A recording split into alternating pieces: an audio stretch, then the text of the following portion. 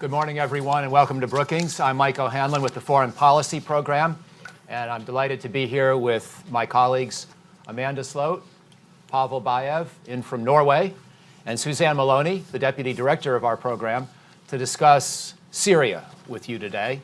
And we're also happy to talk more broadly about the region. Obviously, there's been some news in the last 24 hours that may implicate other issues or involve other kinds of questions. When we get to our discussion on Syria and the broader region, feel free to bring up what you wish. But we want to begin with about 45 minutes of discussion up here about the various key dynamics that we see in Syria today and try to work our way towards a policy discussion about what the United States should do next. We're obviously in a period of transition in the U.S. government, internally within President Trump's administration. He himself has wanted to celebrate the battlefield defeat or large elements of the defeat of ISIS in Syria with a hope to minimizing the U.S. role thereafter. But I think everyone in this room is well aware that ISIS is only one part of the problem of what we face in Syria today. And so this begs the question really of what we can and should do next. We've got a lot of expertise on the panel, and what I want to do in just a minute is begin with Amanda, then Suzanne, and then Pavel.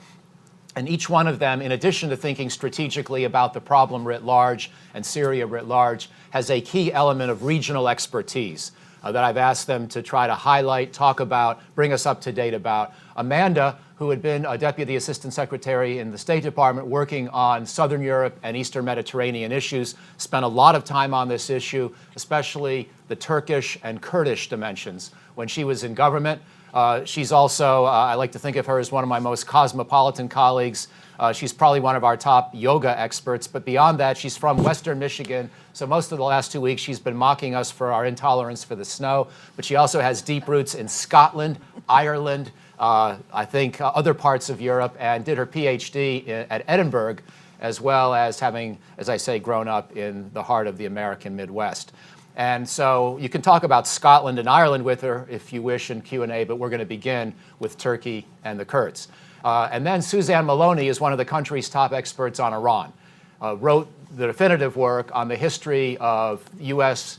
relations with Iran since the revolution, and especially the political economy dimensions to Iran's evolution in that 30-some years, and our various efforts to sanction Iran, to put economic pressure on Iran, to deal with Iran in a number of strategic dimensions of its behavior in the region. And obviously, Iran is a huge actor inside of Syria today.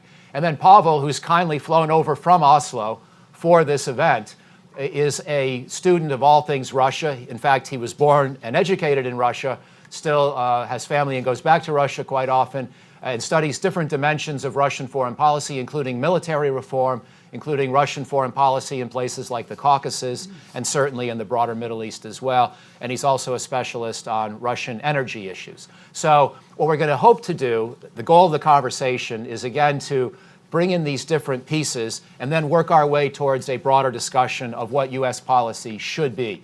This is a week of milestones. It's the 15th anniversary of the beginning of the Iraq War, or at least the 2003 version of the Iraq War. For those of you who really go back far in Washington lore and who have a hankering for nuclear issues, you'll recall that today is the 35th anniversary of President Reagan's Star Wars speech, but it's also roughly the 7-year mark of the Syrian civil war. And of course, this just underscores the tragedy that we've all been witnessing and trying to address.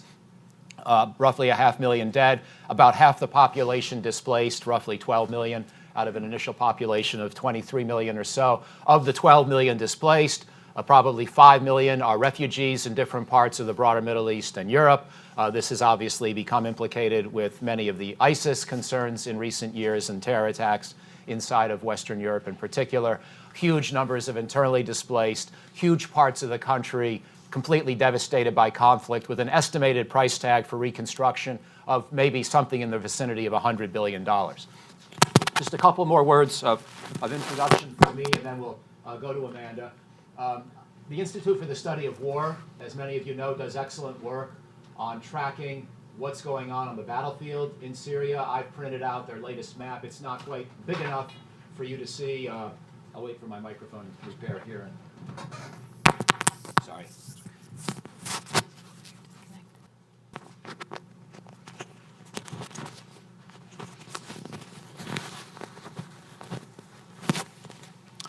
Thank you. I'm just going to talk through in very broad terms the map of Syria today. But if you look at a color coding of who holds what you see is that the Assad regime controls maybe 1/3 of the territory, but probably 75% of the populated areas of Syria. The Kurdish north is another big chunk, probably 20% of the territory, but only a couple million people at most in those areas. And then, of course, we have pockets that are still being contested near Damascus, with the tragedy underway in the suburb of eastern Ghouta, up in the north, where Turkey has been involved in trying to push aside our Kurdish friends around Afrin, but also in the area around Idlib in the northwest, where we see the remnants of former al-Qaeda or al-Nusra affiliates constantly renaming themselves, but still involved along with other opposition groups. And then finally in the southwest near the Israeli border, where the Israelis have had concerns about Iran's role, but we also have a number of moderate opposition groups that we've worked with in the past that continue to have pockets of control in certain areas. What this adds up to, in a nutshell, and I'll finish here, is that we assess, President Trump's national security team seems to assess, that Assad is bent on retaking the whole country. Yet at the same time, we've heard General Votel of Central Command and others make this assessment. They also underscore Assad doesn't really have the forces to hold the whole country, and he certainly doesn't have the forces to take everything back at once. So the question then becomes, how much of the country can we help our local allies hold on to and create maybe some local autonomous areas of self-governance in the meantime, along the way, as we still envision a long-term goal of seeing Assad replaced.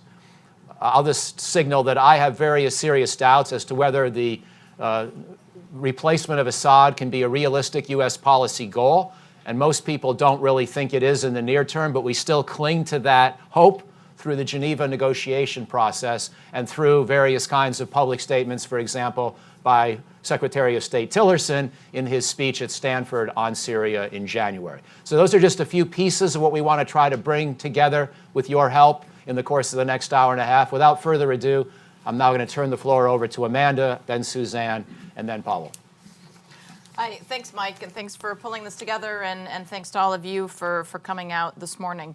I wanted to talk for a few minutes about the Turkey piece. Turkey's been in the headlines a lot in the last couple of weeks with the military Operation Olive Branch that it's been prosecuting in Afrin. And I think to understand what Turkey is doing there now, it helps to take a look back over the last couple of years and understand some of the history that led Turkey to where it is now. When the war started, or at least when the demonstration started, Turkish President Erdogan initially engaged with Assad to see if there was a way that he could encourage him to make some democratic reforms that would bring the conflict to a quick and a peaceful resolution without becoming more of a military conflict. Assad did not listen to him. The civil war began within Syria, and it was at that point that Erdogan really turned on Assad, and his primary objective in Syria became the quick overthrow of Assad. Erdogan, I think like many in the United States and others, thought that the war would be over quickly and that Assad would be gone quickly, which certainly was the experience of other dictators in the Middle East as part of the Arab Spring.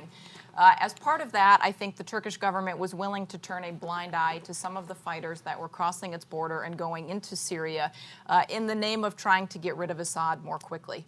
Obviously, Assad did not fall. We saw the rise of ISIS, and at that point, the flow of foreign fighters across the Turkish border became much more problematic. Eventually, Turkey began to take steps to crack down on its border. So Turkey went from being very focused on getting rid of Assad. At that point, the United States started working with the YPG, with a faction of Syrian Kurds that were operating in Syria. At that point, Erdogan's goal shifted from getting rid of Assad to trying to block the Syrian Kurds from controlling a significant region within Syria. Why was that the case? The United States, if you'll recall, was not interested under President Obama in getting involved in the Syrian civil war. President Obama had come to office based on opposition to the war in Iraq, was not looking to get the United States involved in other conflicts, was trying to draw down in Afghanistan, and so was not willing to put U.S. forces in the middle of a Syrian civil war. The United States only got involved once there was the rise of ISIS, which Obama saw as a national security threat to the United States, to our partners in Europe, and our partners in the region. So the United States began to look for ground forces with whom it could partner in Syria. Long history going into who they ended up looking for, lots of conversations with the Turks.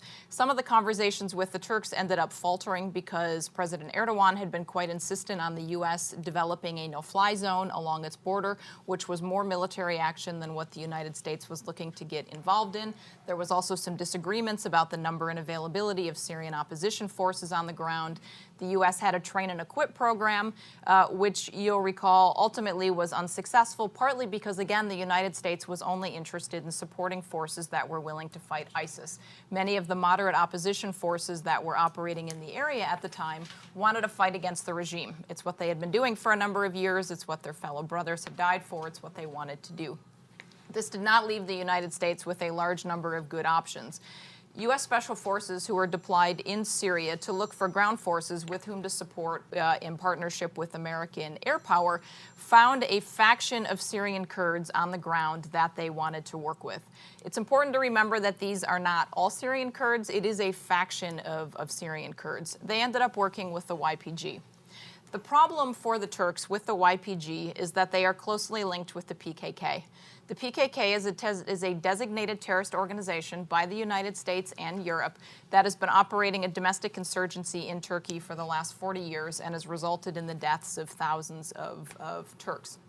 So the Turkish government essentially saw the U.S. as partnering with a terrorist organization in Syria in the name of fighting against another terrorist organization. The U.S. government was able to make a legal distinction between the PKK, which it has designated as a terrorist organization, and the YPG, which it has not designated as a terrorist organization. The Turks didn't see it that way, and that created a large amount of tension between the United States and the Turkish government.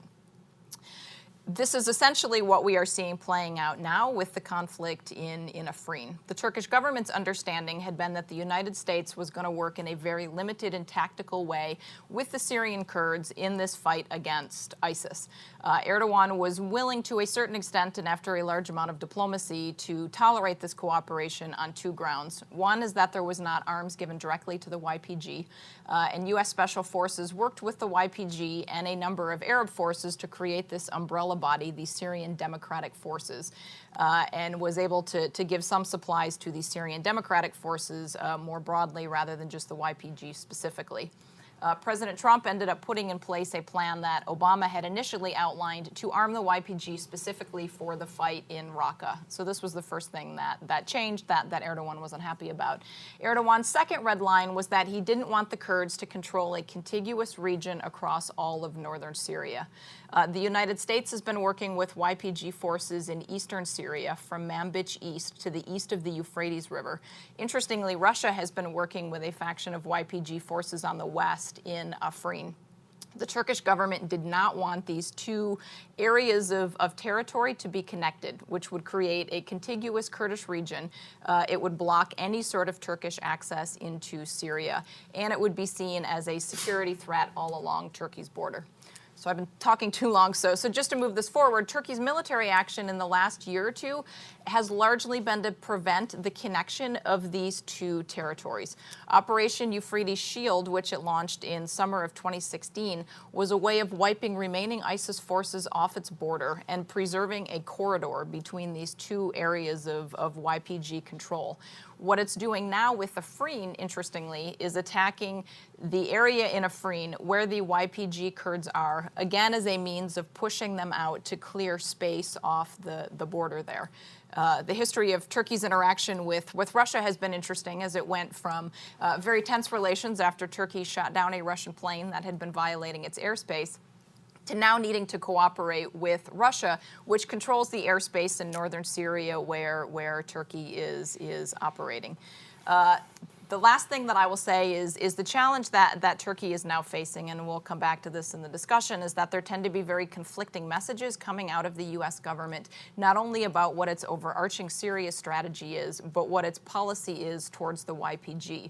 And part of what precipitated the Turks' most recent military action in Afrin was concern coming out of Tillerson's speech that the U.S. was not, in fact, looking for a short-term transactional relationship with the YPG, but rather was planning to stay with them in a long term to help provide security to the liberated areas, which the Turkish government saw as a means of security guarantees for this broader Kurdish region. And as I said, Turkey's overarching objective right now is to prevent this formation of an overarching region. So it's really creating tension between the United States and Turkey in terms of going forward in Syria, and also creating interesting dynamics between Turkey and Russia. Amanda, that's great. I'm just going to have one follow-up before we go to Suzanne.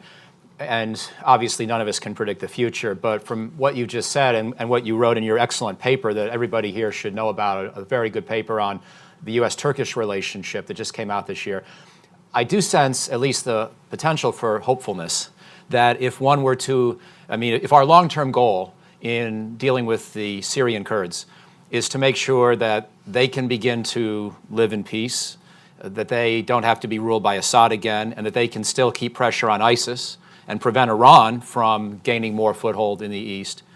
It sounds like some of those goals may be compatible with Turkey's goals. It may require, sort of imagining 2 or 3 separate Kurdish autonomous areas. Maybe Turkey keeps some military presence between them. Maybe we keep some presence and make some promises about preventing their consolidation.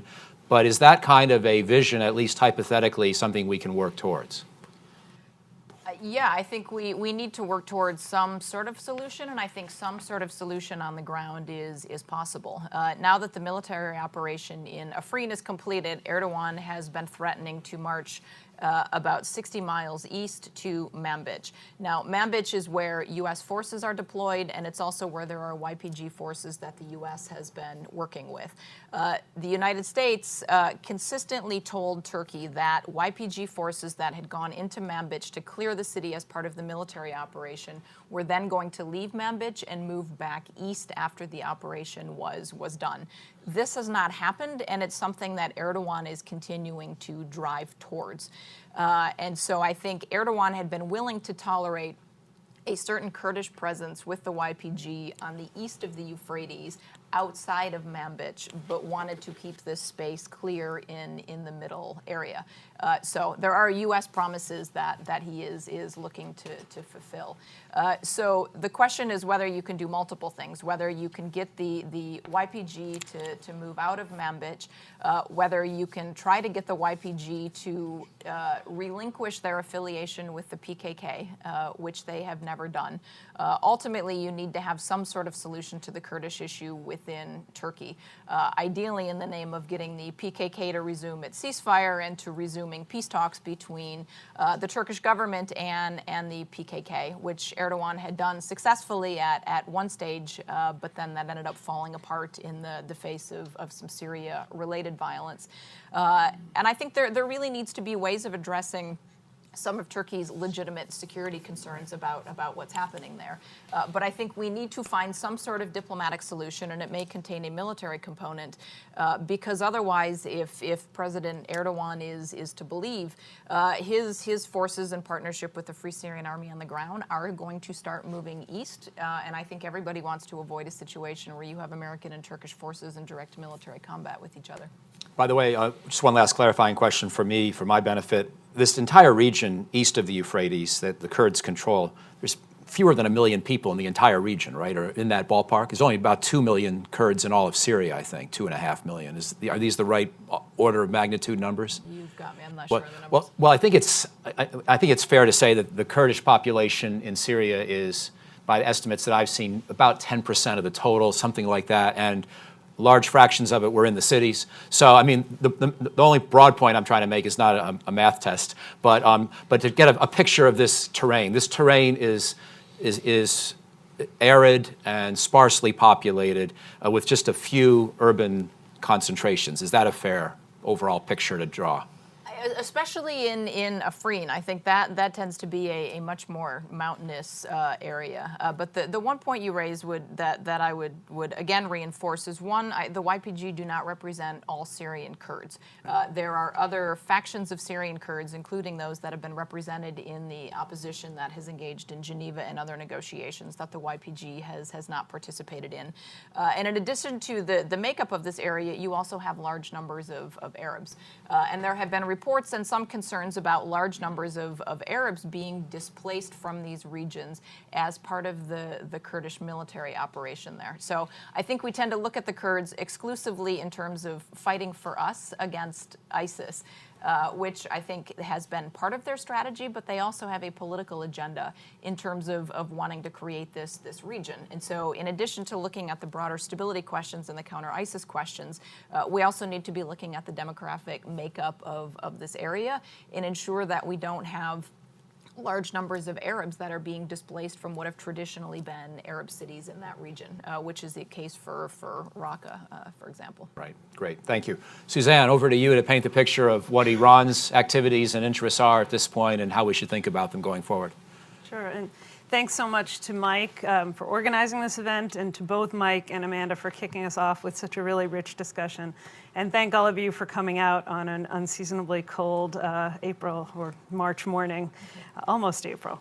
I'll point your attention to the title of our event today, and the reference to wars with the S in parentheses. That wasn't a typo. It was, in fact, I think, an indication of what the conversation you'll hear over the course of this morning, which is that there has been a conflict in Syria that has been primarily a civil war with proxy forces involved that may now be morphing into one or more regional conflicts involving the regional players as the main actors in this conflict. And I think that shift from the first horrific phase of the Syrian civil war to what could be a conflict involving both the United States, Russia, as well as the regional superpowers, is going to be one which could even become more horrific. And that is why I think we wanted to come together today, not simply to talk about the track record and what we've seen over the course of the past 7 years, but to sound a warning for the future and for the need for a coherent American policy to address the conflict in Syria, not simply because of the refugees, which has been a subject of a lot of work of our colleagues around Brookings, not simply because of the humanitarian implications or the strategic implications in the conflict as it's gone to date, but what may come is really dangerous. We're entering this new phase. It was entirely predictable. We don't know where it's going from here. But let me talk a little bit about how we got here from the perspective of the Iranians and where we might be going. I'll make 3 quick points about the past, 3 quick points about the future, and look forward to hopefully delving into greater detail as we go through the conversation. Just as a sort of obvious starting point for the Iranians, Syria invokes all of their core regional interests, the issues, the parameters that govern Iran's approach to the region, threat, opportunity, and ideology. They're all sort of front and center when it comes to the conflict in Syria. The involvement of the Iranians in Syria is longstanding and multifaceted. Obviously, Syria is a key conduit for Iran's access to and its support for Hezbollah, its most durable and powerful proxy force, and it's a crucial element of Iran's deterrent strategy. But the Iranian leadership also has a deep emotional connection to Syria as the sole Arab state which came to its defense and a durable ally since the earliest phases of the war with Iraq, a time that forged the worldview of the Iranian leadership in a way that is very paranoid, a sense of deep isolation, and that relationship with the Assad regime, dating to Hafez Assad and now, of course, Bashar, is one that the Iranians take very seriously and value tremendously. It's interesting to recall, we've all now surely forgotten, given what has followed, that the Iranians were actually initially somewhat divided. There was, in 2011, 2012, at least some debate that we could see within the Iranian leadership about exactly how to respond to what was happening in Syria and what it meant. The former president, Hashemi Rafsanjani, several others within the foreign policy establishment, in fact, arguing for Iran to sort of avoid implicating itself directly in what became the military conflict. They were clearly and decisively outmaneuvered by the security establishment, which understood and has made the case, and I think whose involvement in Syria has deepened the perception of Iran as having an existential interest in the survival of Bashar Assad. And so those early divisions have been very much forgotten within the Iranian political establishment, and I think there's really no distinction between reformists and hardliners, as we often describe the Iranian political spectrum here, in terms of their willingness and readiness to continue the engagement in Syria. This was transformed to some extent by the evolution of the Syrian opposition in more extreme directions, and of course by the emergence of the so-called Islamic State. And so as a result of the changing nature of the Syrian conflict over the course of the past 7 years, the Iranians have found themselves more and more invested in Bashar's survival and more determined to ensure his continued rule in Syria and Iran's continued hold on Syria as a kind of bulwark against the forces of Salafi jihadism, which the Iranians perceived to be part of a broader plot orchestrated by the international community generally, by the United States and its Sunni Arab allies in the region specifically, as a means of isolating and eventually defeating the Islamic Revolution in Iran. For the Iranians, this was driven home by the arrival of IS on their own territory. And to some extent, this has created at least some popular buy-in. There are polls of the Iranian population which suggest the conflict in Syria has some degree of popularity among the general public. This is possibly controverted by what we saw over the course of protests in December and January, in which Iranians specifically pointed to the costs of these conflicts, calling out, we are not for Syria, we are not for Gaza, we die for Iran. In other words, it's our own national interests that you ought to be pursuing, not these foreign conflicts. But what the Iranians have done is not simply defend an ally, but they've created a really powerful expeditionary force, driven by and reliant on recruitment of Shia partisans from across South Asia. And this has, I think, become a very powerful tool in their arsenal and is one of the factors that I would argue is going to sustain Iran's involvement in Syria, not simply the commitment to maintaining supply lines and ease of access to Hezbollah, not simply the appreciation of the expansive reach that Iran now has across the region, but the fact that Iran, for the first time in the post-revolutionary history, has engaged to some extent successfully in a conflict outside of its borders by relying on the recruitment of a transnational army, an army that can't be sent home, can't be repatriated to Iran for a variety of domestic reasons, and that is quite useful in trying to shift the demographic balance of the future Syrian state.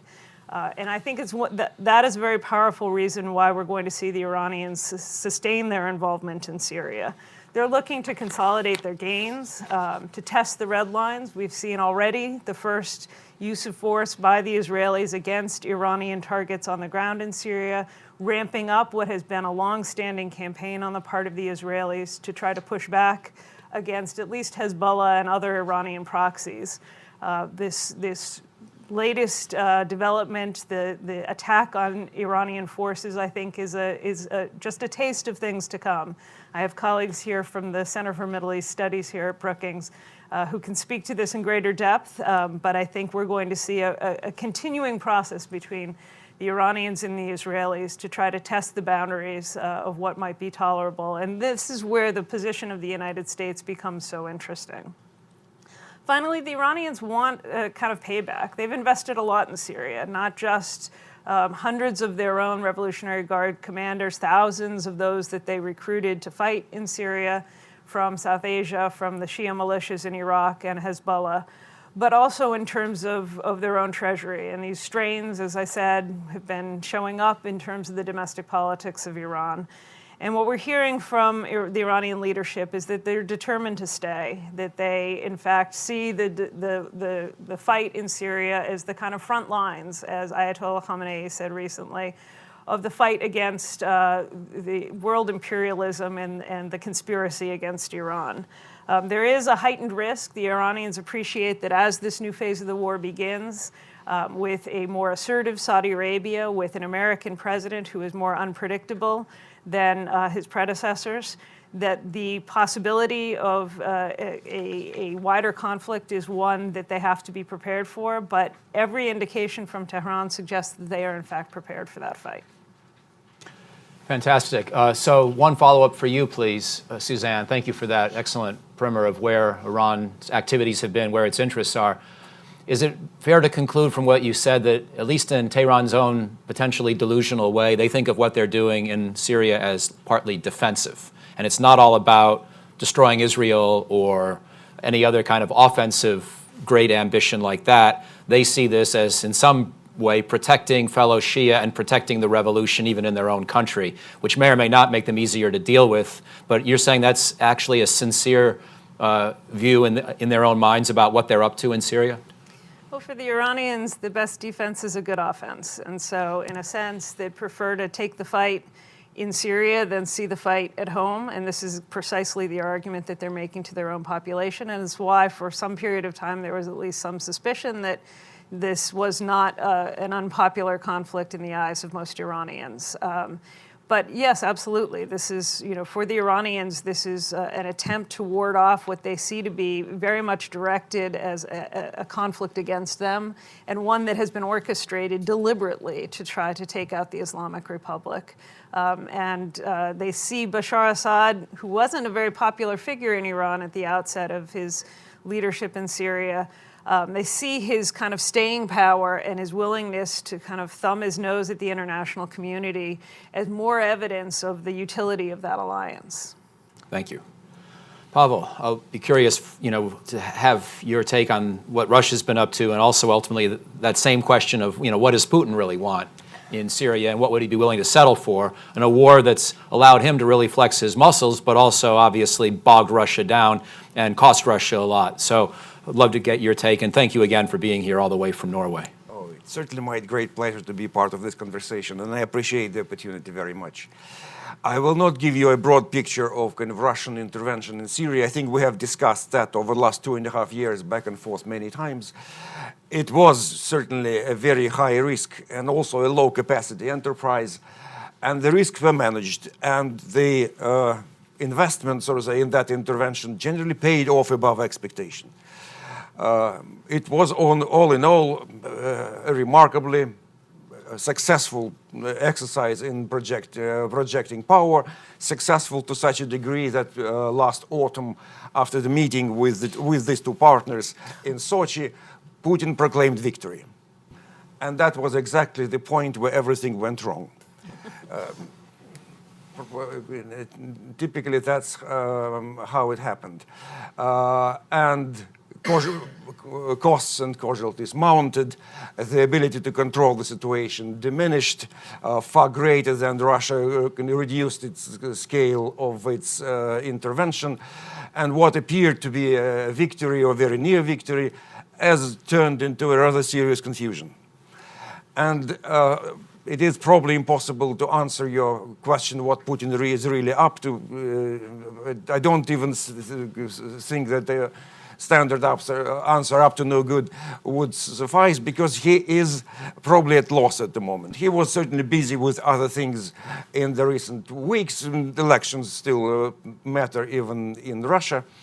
But what was Russia mostly doing over the last 3 months, probably starting with that initial shock the new year when the drone attack hit Russian Khmeimim base, and through other shocks, essentially it was mostly washing its hands.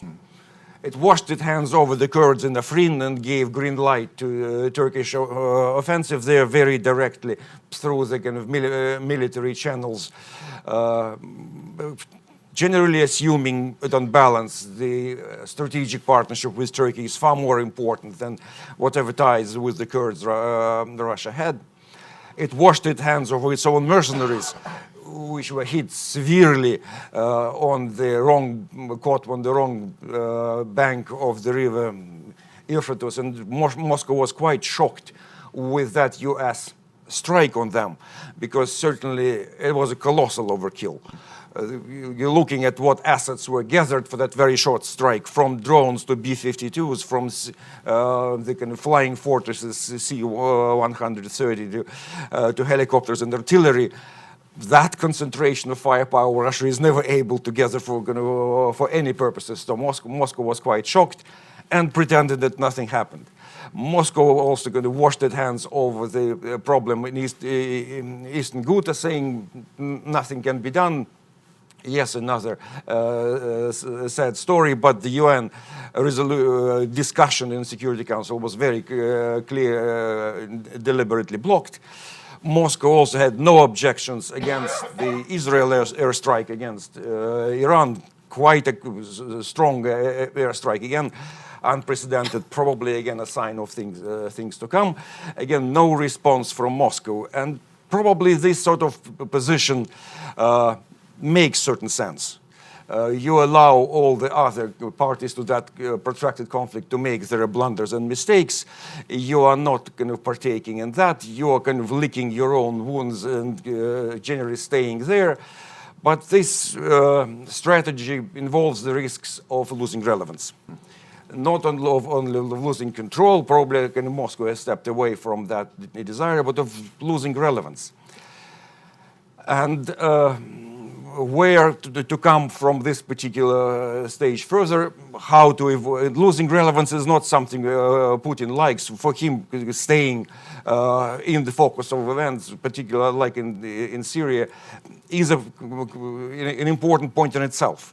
Being a part of that game, there are not that many key games in the world he is able to play a crucial role on, and for that matter, the North Korean problem shows that somehow Russia has lost relevance, is not very happy about that.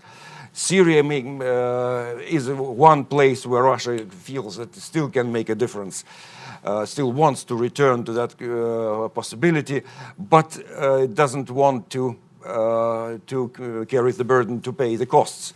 Unlike Iran, Russia has not invested that much in that intervention, in the whole enterprise. It was because I always tried to save the dictator in distress on the cheap. And the trick with that is that you have to keep doing that again and again and again. You cannot rescue that man from his own country, unlike Private Ryan. He is stuck there. It's something you need to invest more and more. So how to proceed with that? I don't want to answer this question for Putin. It is probably a hard one. One positive thing I would probably point to is that the conflicting channel with the United States works. During the last 10 days, Gerasimov and Danford had two conversations and generally were able to sort out many things, minimize the risks. Russia is very worried about a new US strike, probably of the same capacity, somewhere in Syria, which would undermine Russian position further. It cannot stop it, but it can try to dissuade gradually the United States against it. But again, much like saving a dictator in distress, you need to dissuade again and again and again until the strike finally comes. Two kind of fundamental differences in the position of Russia comparing with Turkey and Iran, which might play out in the future. One is that when it comes to post-conflict peace building, reconstruction and everything related to the sort of resettlement, refugees, all this colossal work, you've mentioned the costs of that, that's not Russia's forte. Russia immediately feels out. Its influence goes down, its capacity to contribute is nearly non-existent. Russia is able to be in the game only as long as there is conflict and war. That's its element there. That's kind of the base of its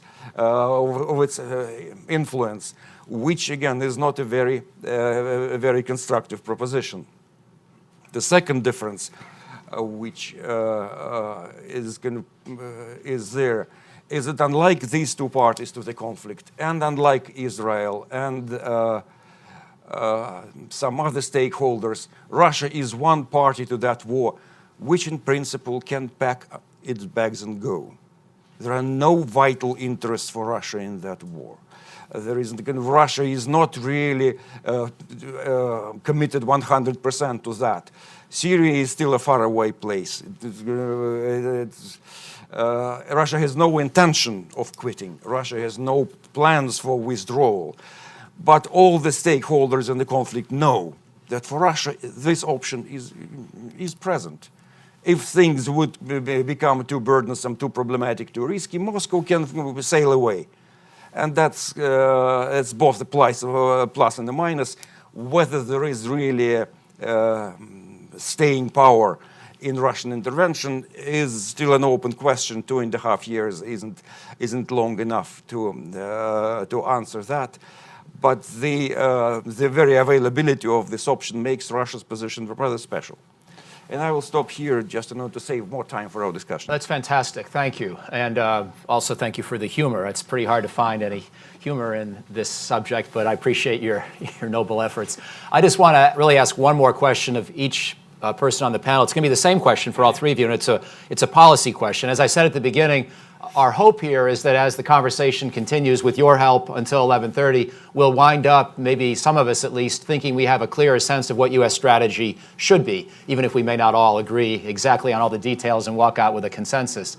But I don't want to start with that question quite yet. I want to start with a smaller policy question, which is there a particular part of existing Trump administration policy that you would suggest that we rethink?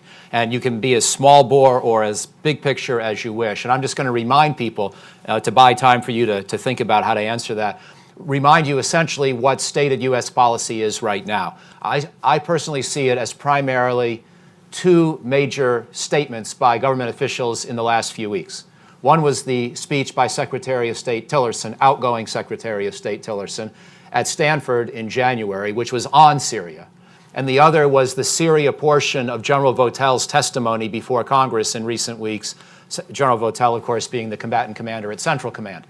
And if we go to Tillerson's speech, he said that he had the United States had 5 major goals, and they were to continue to fight and defeat ISIS and al-Qaeda, to work towards a negotiated settlement in which Assad would have to step down from power, to limit Iran's influence, to help refugees and internally displaced come home, and then to deal with the weapons of mass destruction issue. By the way, Charles Lister, our former colleague, now at the Middle East Institute, I think, just pointed out in his testimony that there have been up to 300 uses of chemical weapons certified now on the battlefield in Syria over 7 years, which is astounding.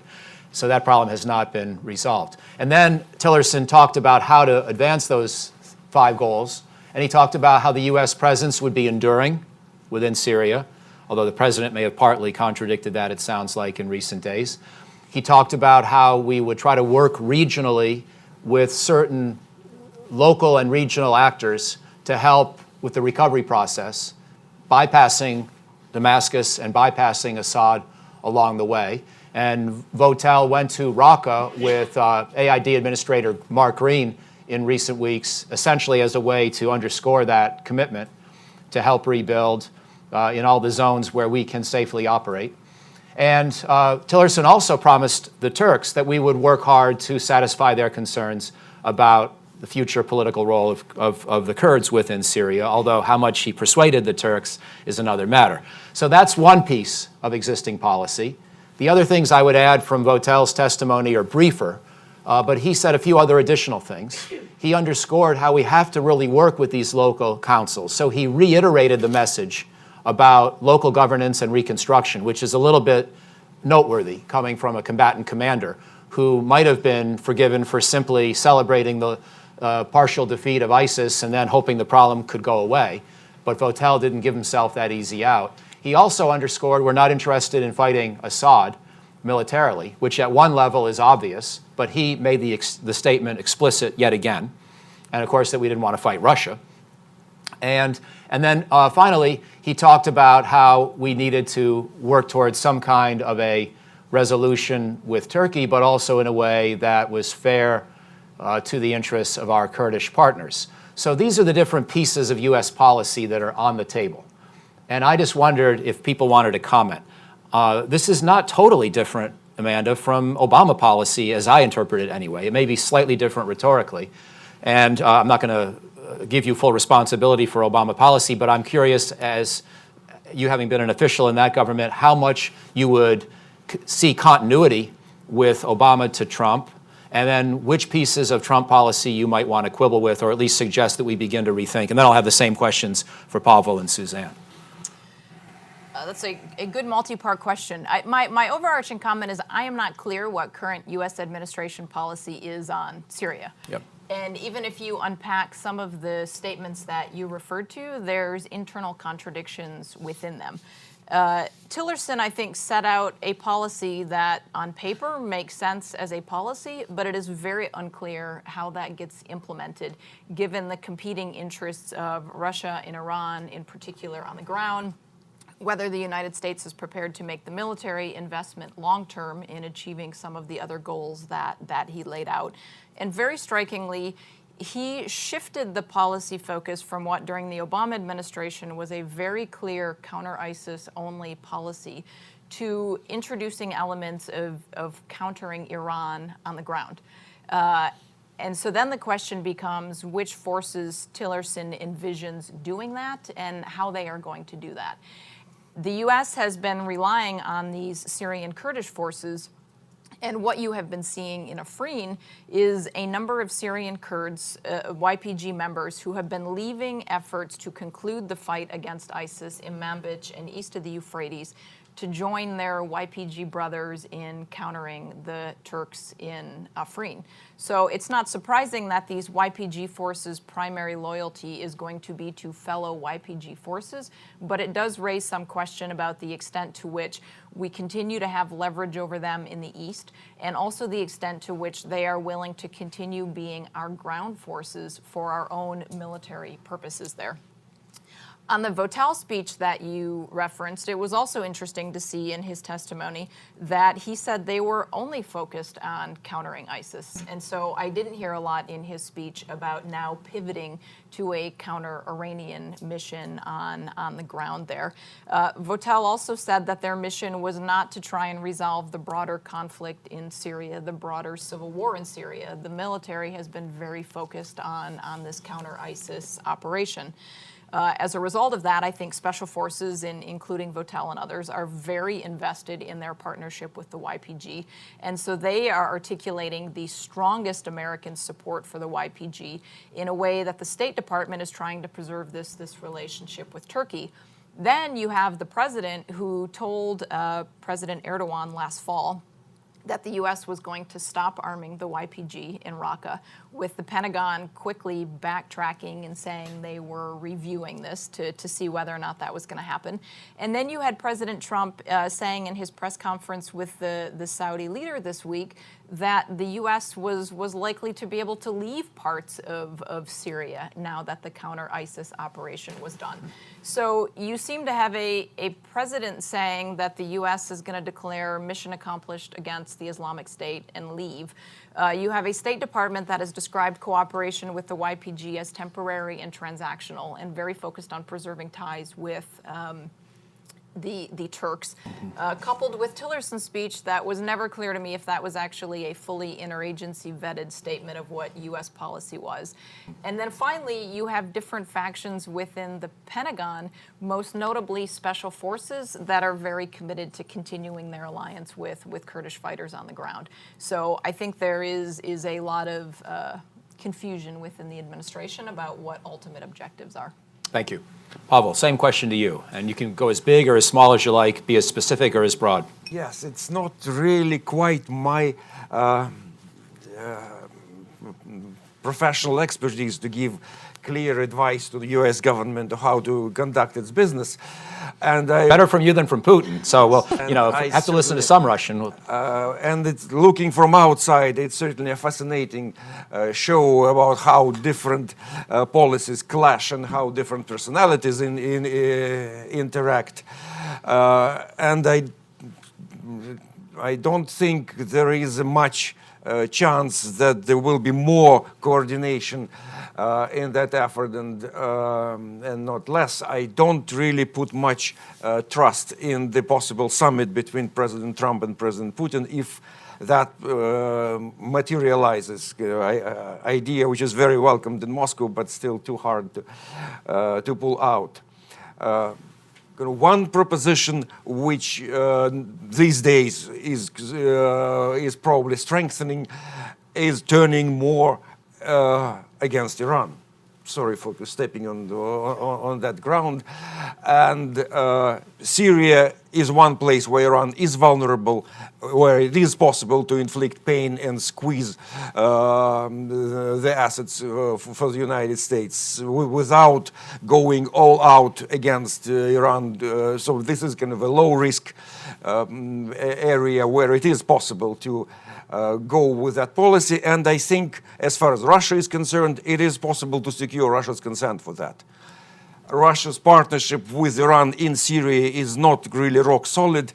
There is a bit of a brotherhood in arms in the sense that Russia understands that without Iran, the regime, Al-Assad regime, cannot be really rescued. Russia's support is not strong enough. Russia's intervention cannot possibly be increased to such a degree that it would become the main pillar of securing that regime. So Iran is important, but at the same time, Russia is never happy with the kind of Iranian influence in the Al-Assad's forces, with the attempts to turn some elements of these forces into a proto-corps of kind of revolutionary guards, Iranian and so on. So I don't think Russia would kind of object violently against U.S. Hard line against Iran in Syria. Other than that, Russia really wants to be taken on board, to be taken seriously, to be engaged in some form or shape.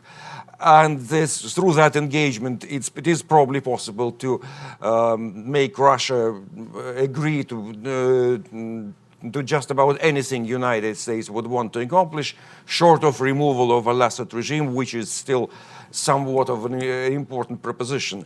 But even there, I think Putin's support for that regime was much more a part of his general struggle against the evil of revolution, against his this ideological stance, which posits that kind of every revolution brings only chaos and violence. This tide of revolution should be stopped. Syria is a place where we take a stance against that, kind of part of the global vision. If the Al-Assad regime is removed not through a revolution, but through some sort of political maneuvering of involving other stakeholders, I think Russia can agree with that. There is no particular closeness between Putin and Al-Assad. There is no particular chemistry. There is no particular personal relations. Thank you. And Suzanne, the same question to you, and then we'll go to the audience for your thoughts and questions. Sure. Well, I want to pick up exactly where Pavel left off, but I also hope that we'll come back to you, Mike, because I'm sure you have specific ideas as well. I think with respect to the Trump administration's policy in Syria, there has been an incredible opportunity sacrificed. They may still pull it out of the bag, but the administration came in talking very tough on Iran,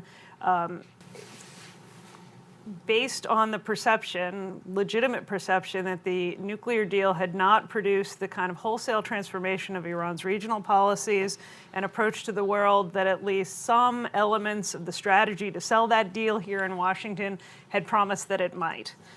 And so as a result, the administration was reasonably well positioned and began to build up, I think, a kind of leverage through the rhetoric, through the determination to take on Iran, to try to extract some concessions from some of our allies, as well as conceivably from countries like Russia with interests in Syria, to take on the Iranians more directly. And when I say take on, I think I'm being very realistic here. I have no expectation that the Europeans had any intention of committing troops or sort of engaging the Iranians directly in Syria. But what we know from the nuclear diplomacy is that there was a strategy that worked. It was built on a very tightly focused consensus among the P5 plus the Germans. All actors that had a considerable degree of political and economic influence with respect to the Iranians. Had that kind of coalition been sustained and driven to attention and focus around the Syria question, I think there might have been some potential to put real pressure on what the Iranians are doing in terms of their direct support on the ground, in terms of the way that they're going to dig in and essentially control major aspects of Syria's domestic politics and its economics in the post-reconstruction phase. And frankly, the debate over the deal became very much at odds with what you were hearing from different parts of the administration about the need to confront Iran across the region. They could have been brought together in a way that, in fact, created at least some kind of a viable strategy. I think the Europeans, and particularly the French, are still talking in a very tough way about the potential for applying economic pressure to Iran as a result of its activities in Syria.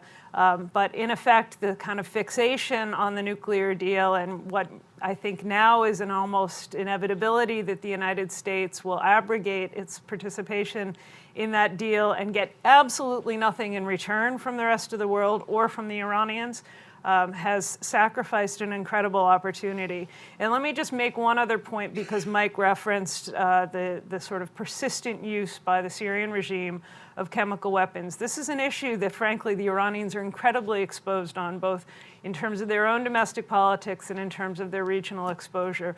For Iran, the issue of the kind of international indifference to the use of weapons of mass destruction during the Iran-Iraq war is something that they harp on incessantly, and it is something that Iranians have internalized as one of the core grievances against the United States and the international community. Khamenei, the supreme leader, came out just a couple of weeks ago and essentially gave Assad a free pass, said, yes, they say they say people use chemical weapons, but essentially completely uncaring.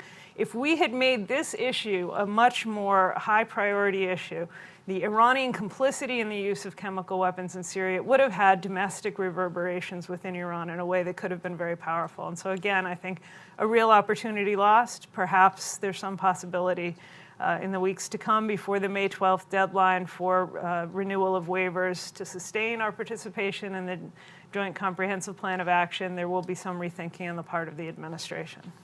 Thank you. Now let's go to all of you. I'll save my fire for later, and we'll weave it all into the discussion and the Q&A. So please wait for a microphone, and we'll take a couple of questions at a time. Perhaps start here in the third row, please.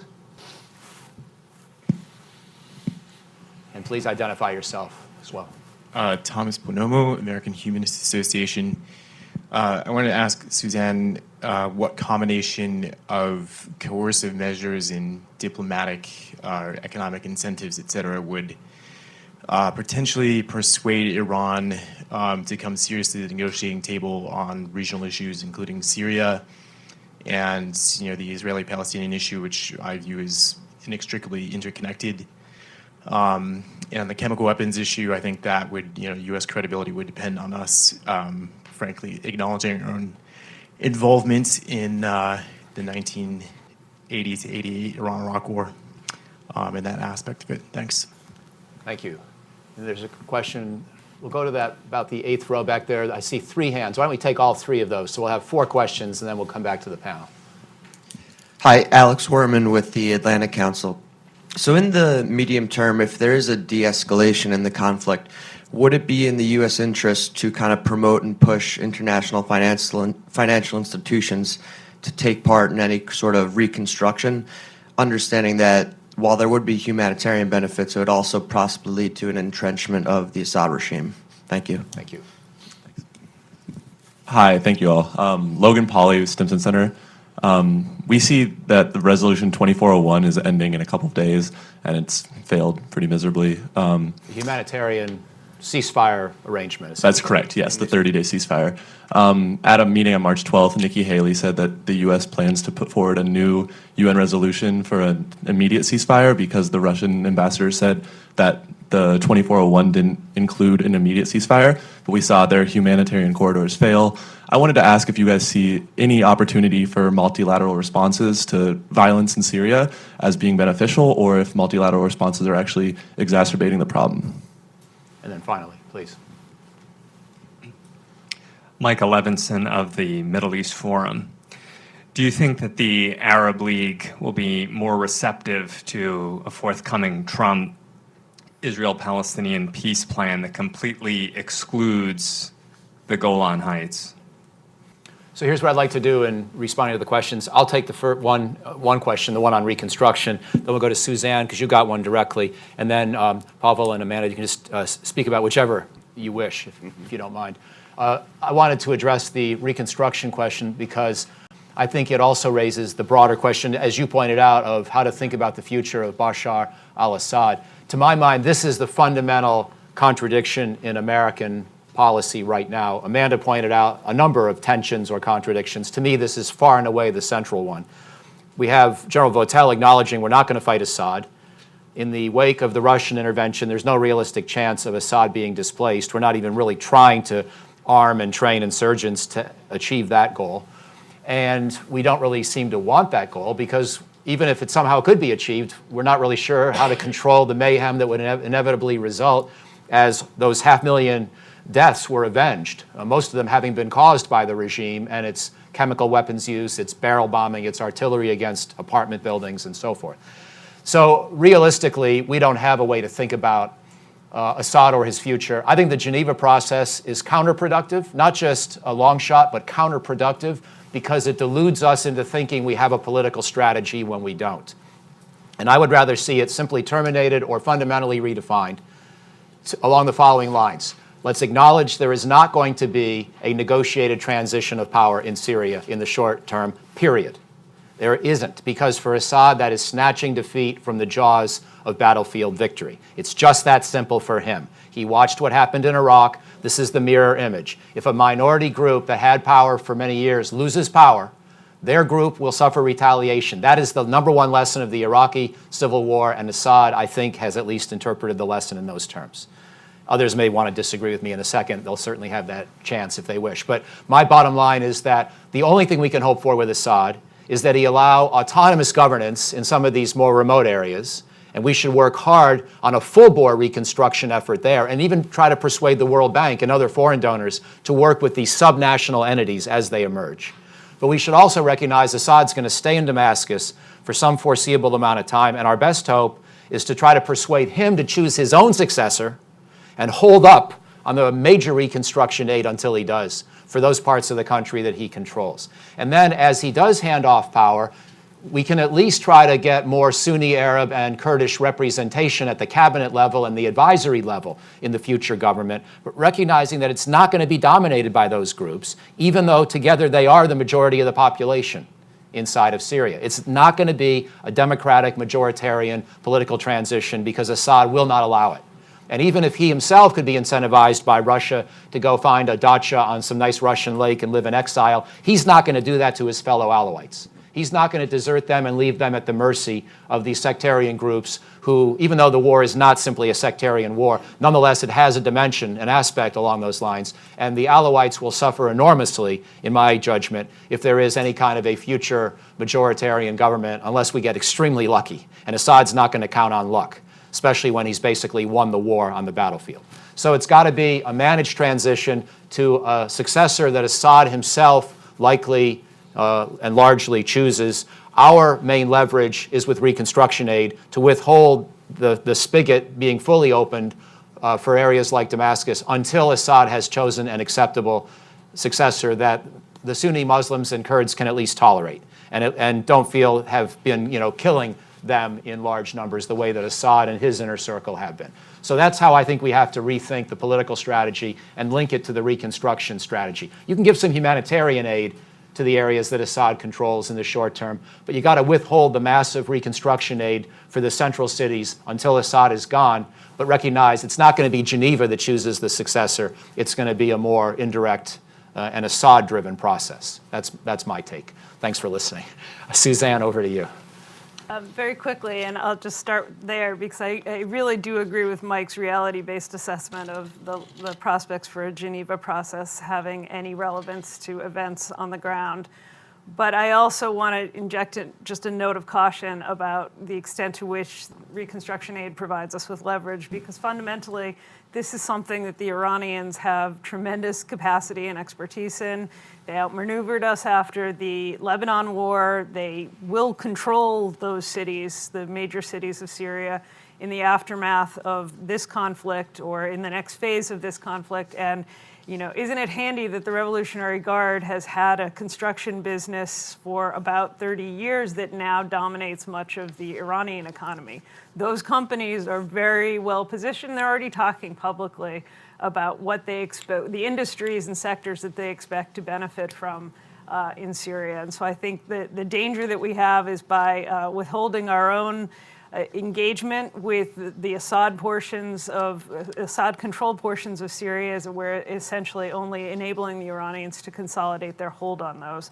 Let me just speak briefly and generally to the question about what combination of pressure and incentives might help blunt the Iranian involvement in Syria. I think that what we know from the nuclear diplomacy is that sanctions can work, but they will not be applied multilaterally. We will not have buy-in from our allies and partners, and certainly not from the Russians and the Chinese, unless we're working together in a very tightly held coalition.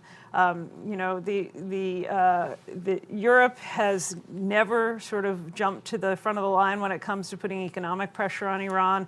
It was only the kind of combination of factors during the latter phase of the nuclear crisis that persuaded the EU and individual European states to apply really severe economic pressure to Iran.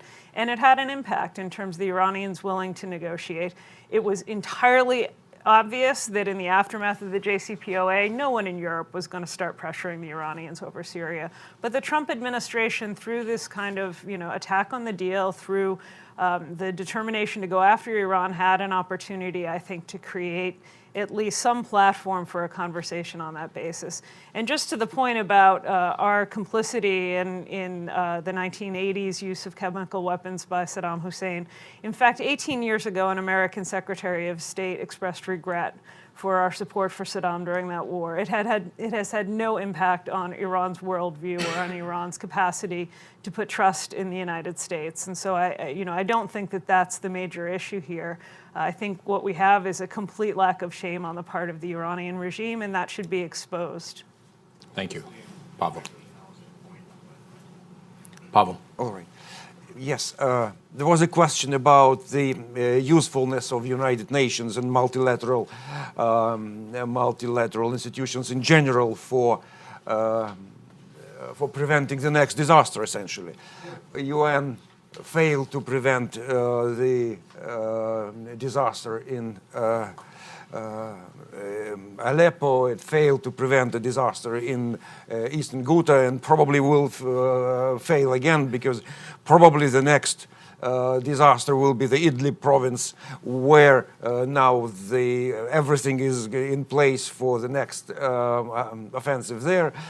Nevertheless, there is always a chance that something might be negotiated there. At least Russia, in principle, is very interested in making the Security Council into something meaningful in this conflict resolution, because that's one place, one international forum where Russia feels very comfortable, where Russia feels it has exactly the profile and the veto right and everything else, where it can make a difference. So that's the only hope in this regard.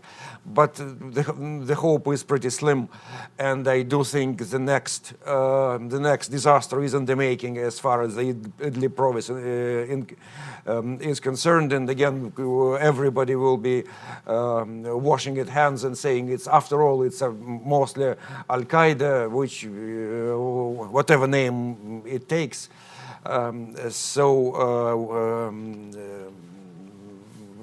What can you do? What can be done? And for the al-Assad regime, the only problem with Idlib is again how to handle that with Turkey, on which probably there are better experts than myself, but I don't see any role for Russia in that regard. And Amanda. Well, I guess the benefit of speaking last is everything smart has already been said. I agree with what Pavel said.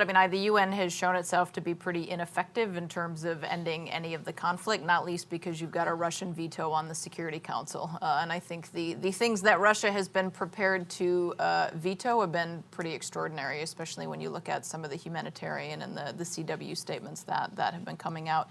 I also generally agree with Mike's pessimistic read on the Geneva process. If you want to be very cynical about it, Geneva essentially bought time for Russia to bolster the regime to win back the military control on the battlefield. And I think the U.S., because of its much more limited involvement on the ground, does not have a lot of diplomatic or a lot of military leverage to have great leverage over some of the diplomatic conversations.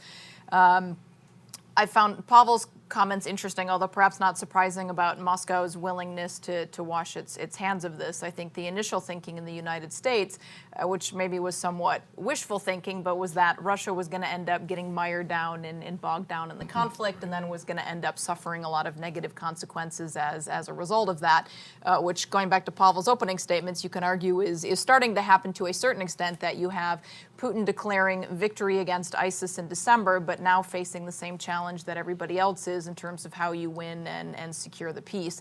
I think he's right that Russia is not directly affected by this in terms of proximate geography, which makes it a little bit easier to walk away. But then it does raise this question of who actually is going to win the peace, and then who is going to fund the reconstruction of everything that's happening in Syria. Final point is my concern, whatever configuration you end up having, is that you have a situation where you have the Kurds controlling territory on the north. You have Assad and the Alawites continuing to control a lot of the wealthier coastal land on the western side of the country. And then you have a big area of desert with lots of disenfranchised, angry Sunni populations, which is a good recipe for ISIS 2.0. And so then there's a real risk that in a couple of years we end up replaying this game all over again. One point, too, that you both make me think of, Russia's lost more than 100 people in Syria this year, right? Between the incident that you described, Pavel, and the plane crash in Latakia, I believe. So in that sense, there are these, plus the financial costs, substantial investments that are ongoing by Russia. Okay, well, let's take one more round, and then we'll go through the panel again. So let's begin with the gentleman in the red tie, here in the sixth row, closer to me, please, and then proceed from there. Thank you. I'm Abdilah. I'm a freelance writer.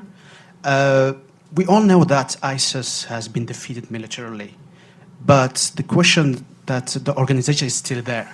Some reports confirm that 3,000 ISIS fighters are still there. So my question is, how to eradicate this organization, or in other words, how to extinguish ISIS from the face of the earth, as Trump asserted many times. My second question is there a possibility that ISIS will reemerge in Syria?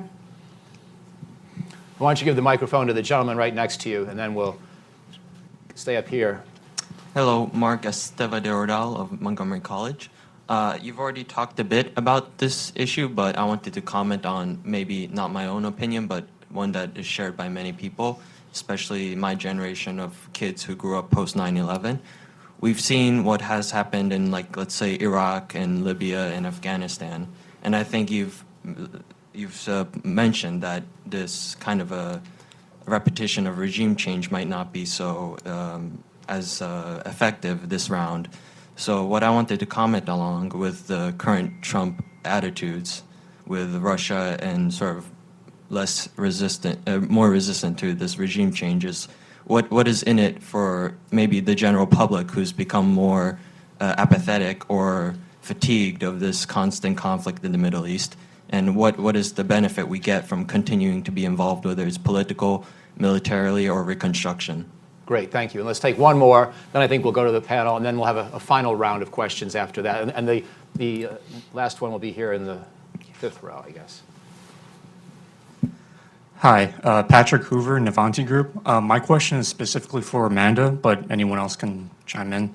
I was wondering, how do you assess the impact of Operation Olive Branch, as well as continued Turkish threats to attack east of the Euphrates, on broader inter-Kurdish relations in the region, specifically the KRG, based in northern Iraq? I know that they've publicly condemned the operation, but they haven't really mobilized fighters in support of the Syrian Kurds.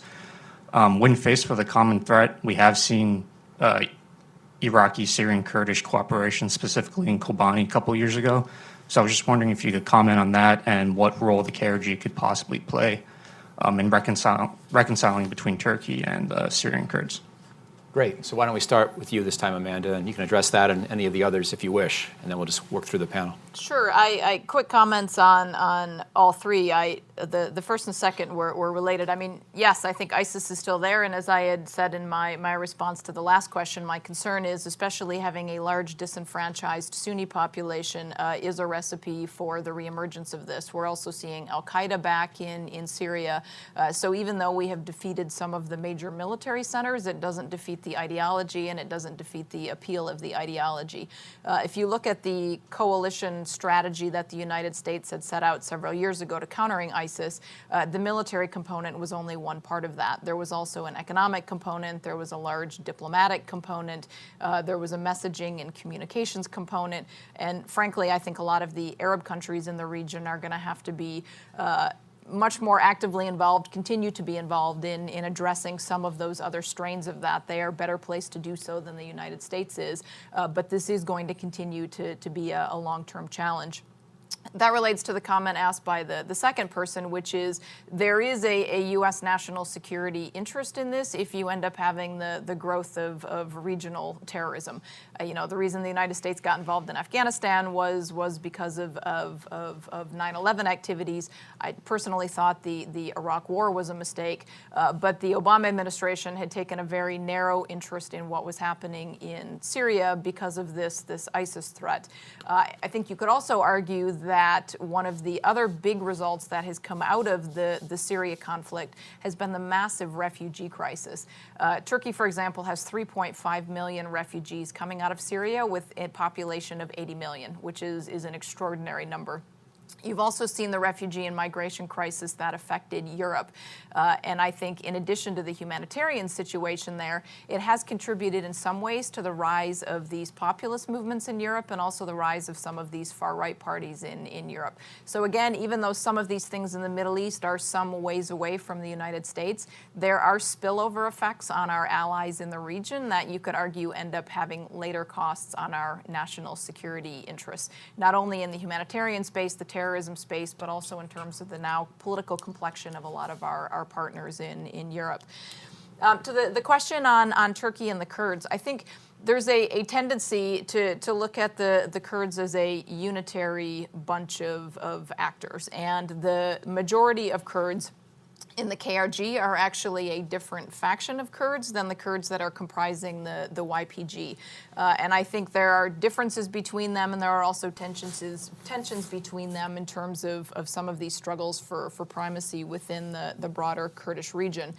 As you mentioned, there was an effort during the initial U.S. support for the YPG forces to drive ISIS out of Kobani to try and bring some Peshmerga in from the KRG and elsewhere. You may recall that those Peshmerga did not stay there for a particularly long time. They weren't really interested in fighting with the YPG, and the YPG were not particularly interested in having the Peshmerga there. So I think you've got two separate bodies of Kurds operating there. The biggest, or there's two, I think, main concerns for the United States coming out of Turkey's Olive Branch operation. One is that it's ended up drawing a lot of these YPG fighters that had been fighting over in the Manbij area and doing final targeted assassinations missions against remaining pockets of ISIS. And the Kurds that were operating in that area have been drawn away from that conflict to join their YPG brothers in the Afrin area in this fight against Turkey.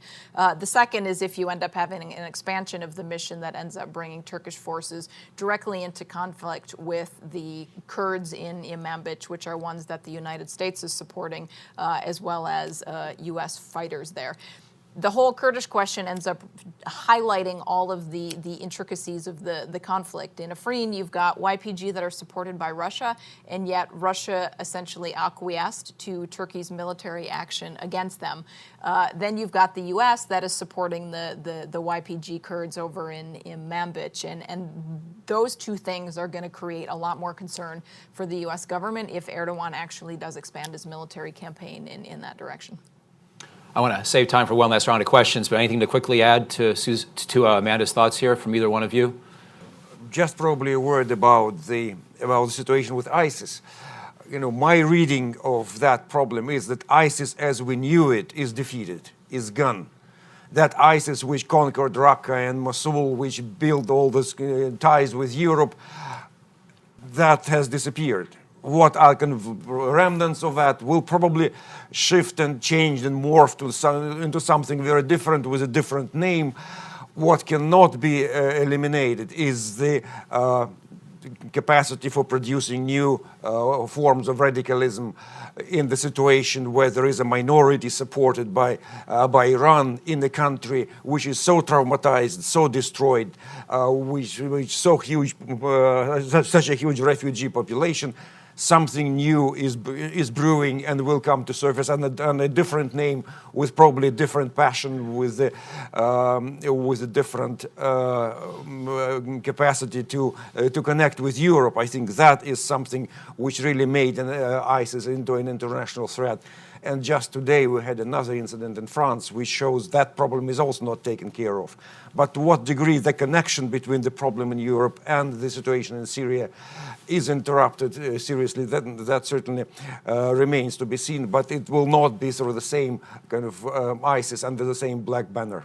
Thank you. Suzanne. Just one more word on this point. I think the college student asked a very good question and speaks to what is a broader debate in this country articulated during the 2016 presidential campaign, most effectively by President Trump, about what are we doing there? Why are we investing so much blood and treasure in this part of the world? And it connects back to the issue of ISIS. My co-panelists have been very eloquent on the prospects for terrorism to emanate from this conflict and spill over in ways that impact us directly. But let me just point to the broader issue of why what happens in Syria doesn't stay in Syria. It goes to all the neighboring states. It results in a resurgence of terrorist activity that threatens all of us. It can very easily result in a regional war between the Iranians, the Israelis, and potentially other states that will quickly draw in the United States in a very direct way. And I think more importantly than even all of this is that what's happening in Syria is the inevitable function of a long-standing and still unresolved crisis in the Arab world in particular, and one that affects the broader Muslim world more generally, a crisis of governance, a crisis of providing opportunities for young people that don't include jihad or exile. And that is something that the United States has a tremendous interest in resolving and contributing to a better future. So in that sense, I understand the temptation to turn our backs on this very messy part of the world, but I think that inevitably we have an interest and a real stake in creating a better future. I'm going to add one word too, I can't resist, and then we'll have the final quick round. I think, to me, the question ultimately is, how do we find a way to address the stakes and the risks that's not so costly and so, counterproductive as to be self-defeating? And certainly the Iraq War remains extremely controversial. I was not a critic of it at the time. I was a critic of the idea that it would be easy. But I can't claim that I foresaw all the troubles. But I also can't claim that it's been vindicated at this juncture. I hope someday Iraq will be looking good enough that we can have a good conversation. But right now, I think you have to assess that as a mistake. Then we try to go in the other direction and do very little in Syria and just encourage on an insurgency, maybe arm them, maybe not, change our mind all the time. That didn't work. And then in Libya, we helped overthrow the dictator, and then we pulled out and hoped that stability would somehow appear through a UN-managed process, and that didn't work. I think right now what we're doing in Syria, Iraq, and Afghanistan, the level of effort is roughly consistent with the interests. So we have to keep working at getting better with sort of medium-level efforts, because the interests are big enough that we can't ignore them. But they're not so great that we should spend $1 trillion and lose several thousand lives on a mission that may not be successful in the end anyway. So to me, that's the beginning of how to answer your question from my own perspective. But you've raised a very tough one, of course. So let's see if we have time for a couple more questions, and then we'll wrap up. I think there were questions earlier in the back, and I ignored you all, and I apologize. And if you're still interested in posing your query to us, please raise your hand again. I think one of them left. One of them left in frustration. Okay, so we're gonna come back up to the front here. I think I see 2 hands. We'll take these and then conclude.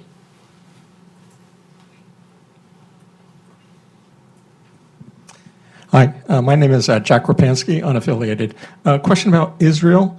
What is our relations like between Israel and Russia? And might Israel want to work with Russia to assure an autonomous region in the southwest, which is Iran-free, but may not be Assad?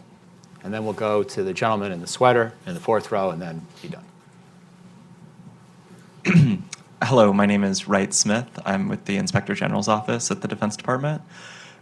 Could you, it's probably for Amanda, but anyone who wants to comment also, could you speak to the effect that the purges and the crackdown on the army that Erdogan launched in the wake of the coup has impacted the Turkish military performance during Operation Olive Branch? So you want to start with that, and then we'll see what you two have to say about the other question.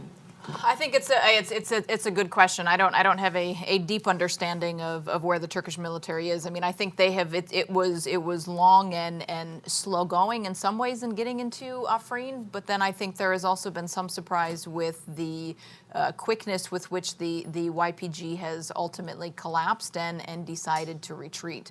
I think in some ways this highlights that the Kurds are the strongest when they are getting Air Force support from the United States, and they are a little bit weaker when they don't have that capacity bolstering them. Certainly it's caused a lot of reorganization within the Turkish military. The U.S. military officers who are based there have had to reestablish relations with new officers following the reshuffle within there. So I think it has had some weakening effect. I think it has caused some significant reorganization within there, but they have managed to successfully prosecute this most recent operation in Afrin. Thank you. Pavel. Yes, on the question about Israel, I think it is a part of the kind of greater trick in the Russian policy that Putin is able to speak with every party to this conflict. And he enjoys that position of being in the center of communication, left, right, and center. At the same time, the problem is that he was very keen on saying to every party what the party wants to hear, but there is a limit to the usefulness of such a dialogue, because still the message needs more substance. And as far as connection with Israel is concerned, I think unlike with Assad, Putin thinks he has some sort of personal connection with Netanyahu. And he wants kind of to build on that. But at the same time, combining that particular connection with the commitments with the Brotherhood of Islam with Iran is extremely difficult. And Iran is very suspicious about that tie, and so the balancing act, kind of the trick of staying in the middle of that communication is very hard to continue, even more so to put any substance to that. And on the kind of larger plane, when I think what would determine Russia's capacity to keep playing a role in Syria, I would say a lot depends upon whether the North Caucasus in Russia would remain stable. In that region, which is kind of is full of powder boxes, we had remarkably little resonance of the whole ISIS, of the whole kind of conflict in Syria, of this intervention, which is in many ways counterintuitive. That is still the reality. Whether this reality will continue, that is really the key question. Because if things start unraveling there again, and the possibility of that is extremely high, Russia's ability to play a role with Syria will be much diminished. Thank you. And finally, Suzanne. I can't add to that in any serious way. I think this dynamic, which has placed Russia at the center of this conflict in a way that far outstrips the United States' ability to have influence on each of the players, is really the core takeaway for me. Well, thank you all for being here, and please join me in thanking my colleagues.